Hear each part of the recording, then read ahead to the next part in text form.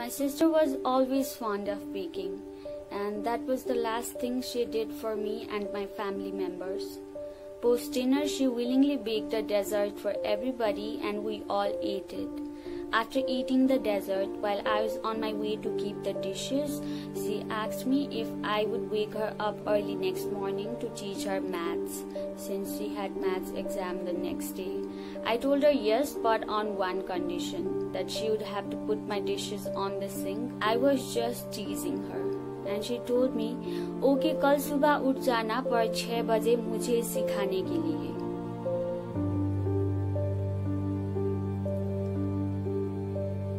Everybody woke up except her.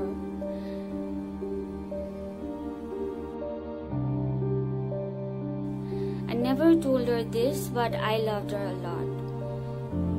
And I'll regret not telling her this for the rest of my life. Saturday, July 4th, year 2020, the day he got hospitalized. The reason was cardiac arrest as per the ECG report.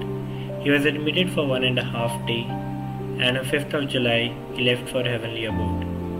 The last conversation that we had was in the CCU operation room, where I could hear the sound of heart monitor beeping. He was barely able to talk due to the heavy dose of medicines, and all he could respond was with his blessings by placing his hand on my head, that too just for a couple of times. That moment, I felt that even though he did not speak a single word, the blessing he gave me was more than any kind of conversation. I spent my time standing in the room for 15 minutes and had my eyes full of tears, yet controlling myself and kept hoping that he gets fine. Although we had no conversation on his last day, the bond Dad and I shared was more of a best friend. With every day a new conversation and memories of laughing at each other's not so funny jokes. My dad was such a humble person that he never felt awkward for accepting his mistake and apologizing to anyone of any age group. He was the best true well-wisher that every child deserves to get from his or her parents. One thing which will always stay with me is that when you love somebody, you don't stop putting efforts for them. He might not be physically present, but till today, I never stop having conversations with him via journaling. Means can be different, but still I refer my diary to be my dad, where I still talk to him.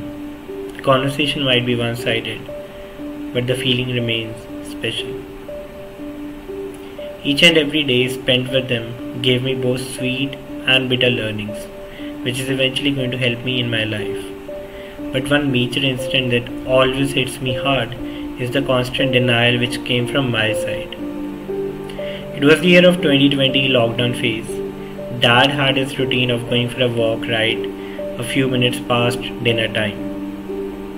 One thing he constantly kept asking me before leaving for a walk was, "Annie, will you come and join me in my walk?" I always used to say no and kept asking, "Why do you keep asking me the same question again and again?" even after knowing my response. He never answered the next part of my question. This made me thinking, why is that he never answers my question? So to be precise, 1 week before his death, Dad, me along with my brother and my mom, we went for a walk, and then out of random he said, "I knew you would accompany me someday, be it how long you would have taken. I'm glad that I never gave up my hope and kept asking you." The reply he gave me hit me hard and made me think that one's hope is something which keeps him moving even after facing a constant denial in the environment he is surrounded with. Had I accompanied him on his every walk, I could get some extra time with him. My last conversation with him was somewhat like this. I asked him if he wanted me to be a part of his life. He replied saying he does want me in his life. He, on the other hand, asked if I wanted him to be a part of my life. I said, "I do, but I'm not sure about the future and how we can move together looking at various other things." He also said, "Yes, I want you to be a part of my life, but I'm not sure about the future either." And after we had this mutual conversation, I told him that maybe breaking up would be a better option for both of us. I also told him that I loved him, and he said he loves me too. That's how our goodbyes occurred. And after a few days, he called me and told me he wanted to talk to me once. I also told him it would be fine for us to talk for some time. He insisted that we talk over Messenger. On Messenger, he asked me, "How are you feeling?" And I said I was doing fine. When I asked him how he was doing, he never replied. And a few days later, he committed suicide. I initially felt it was my fault, and I blamed myself intensely. It felt like maybe I should have been more mindful in asking, how was he, and all that. It did make me really sad and gloomy, and I felt really depressed for months and ends. But slowly it made me feel more grateful for all the things I shared with him, and also for others around me who were alive. I started feeling immense gratitude towards people who were living, who were there for me, who tried finding joys in small things. I realized that even if people pass away or die, it is important for us to celebrate their life. And I even joined music classes to celebrate his existence, because that is something he always wanted to do. Father, whom I would refer to as my Baba, was the closest to my heart, someone who trusted and understood me the most. I knew that the whole world could stand against me if my Baba stood beside me. He was the best human being the world could have. When he was diagnosed with chronic kidney failure, taking rounds of trustable doctors and hospitals became a part of my parents' daily routine. Finally, with great hopes shown by doctors and with the medications beyond our means, we were able to successfully conduct a kidney transplant for my Baba. My mother was the donor. The transplant was on my Baba's 60th birthday, and he shared with me a day before the operation that it was no less than a new birth for him, and my mother's kidney was one of the greatest gifts of his life. But just after 15 days of the transplant, he passed away without getting to say a goodbye. Departing from him and realizing that I am never going to see him again or talk to him, and that I have to live my life without him, felt like it was the end for me. My world shattered, and all that I could think of was my Baba reminding me to hold on because good days were yet to come. And all that I could think of was his desire to fight and live, and the promises I made to him about giving him all the happiness he deserved. I would always kiss my Baba on his cheeks and hug him when we said goodbyes to each other, and I did the same in Pashupati Aryagat cremation ground. But this time, his cheeks were cold. Never in my life I had imagined that the day I dreaded the most would come so soon. I wanted to hug him for a longer time, but I was not supposed to create a scene out there. I was pulled back. All I was told is, be strong for your mom. If you cry, it will make things difficult for her. My mom had also been through a major surgery. Then, with all my tears held back and holding my breath most of the time, I bid him my final goodbye. Learning from the incident, I realized the intensity of the line that life moves on no matter what, and you have to keep moving with it. Sadly, this applies even if you are drowning with grief. It is you who is mainly responsible for picking yourself up and living with the loss. Definitely, life changes in every aspect after losing someone, but you have to adapt with it, and which is a disheartening journey. I think we are often not taught how to deal with unexpected partings, and I feel this is one of the things which is totally preventable out of all the unpreventableness attached to death. We just take life very easily, and our assumption is that we will be here for a long time. We avoid the "if I am parted away from you" talks because it is considered as ill-speaking. We should avoid doing that and become more open about conversations related to parting away. Also, our lives have gotten so busy. We just sit in the same room and use phones with absolute no interaction. We only realize that people are gone when they go away. Valuing loved ones when they are with us is very important, and I do not mean you have to be with them all the time. That is not practical. At least we should just try to take our quality time for everyone who is special to us. We were talking about my marriage thing and I told her, I'm sorry that I could not get married so early because she wanted me to. I was concerned that people will taunt me saying, you did not listen to your mother and stuff. She told me that rather than listening to what everyone else says, I should focus on doing what makes my heart happy. And she also told me, तू सबका इतना करेगी, लेकिन तेरा कोई भी इतना नहीं करेगा. So be responsible for your own happiness.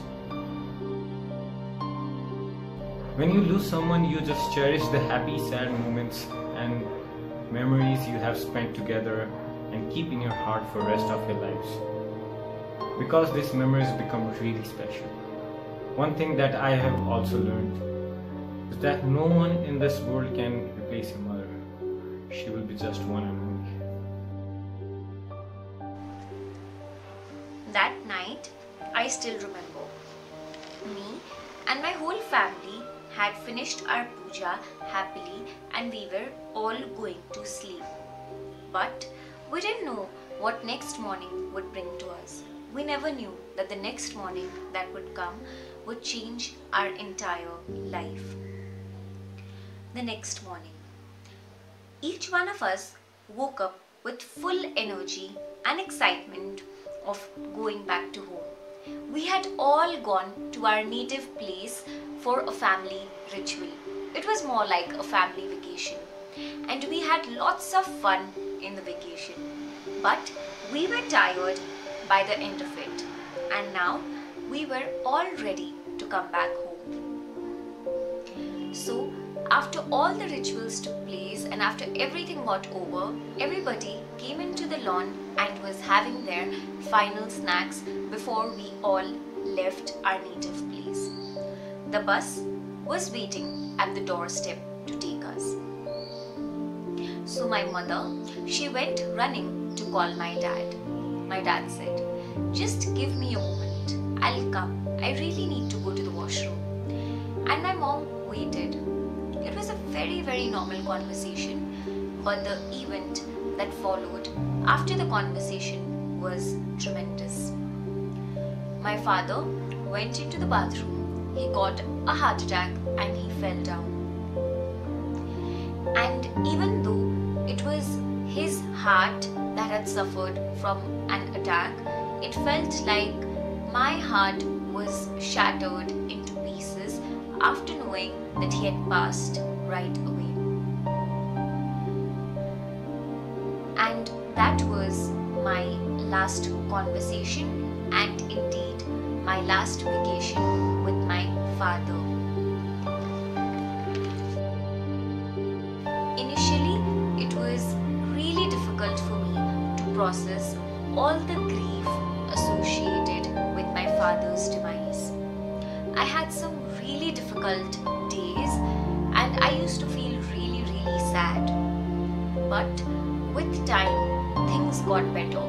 Or you might say, I got stronger and I learned a lot of things. I realized that life goes on and you should be grateful with what you have in the present moment, because you never know when you're going to lose that moment as well. And I also realized that we can always remember our loved ones in a positive note and with a happy face. I still believe that my father is around me and his blessings are with me. And I think I've become a much, much stronger person after that. So that was my grief story. So the reason why I made this video was because a lot of times when we talk about death or when we talk about grief, these conversations are usually kept very hush-hush. People don't talk about death or grief very openly. But the ultimate reality of life is death itself. Like, all of us have to face either our death or the death of our loved ones at one point or the other in our lives. And yet nobody really talks about it and nobody really knows how to face death in in a proper way. Actually, there's no proper way to face such things, but yet nobody prepares us to deal with intense situations like grief.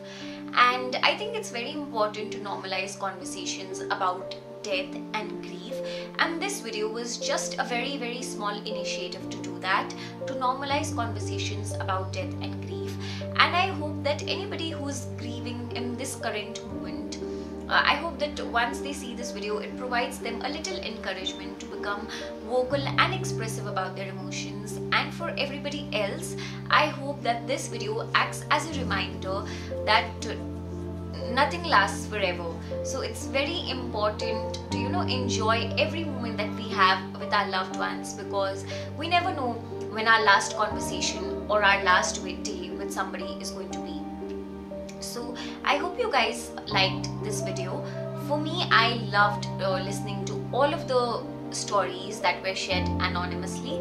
Thank you so much for all the people who shared their stories, and please like and share this video, and also please subscribe to my channel for more such upcoming videos.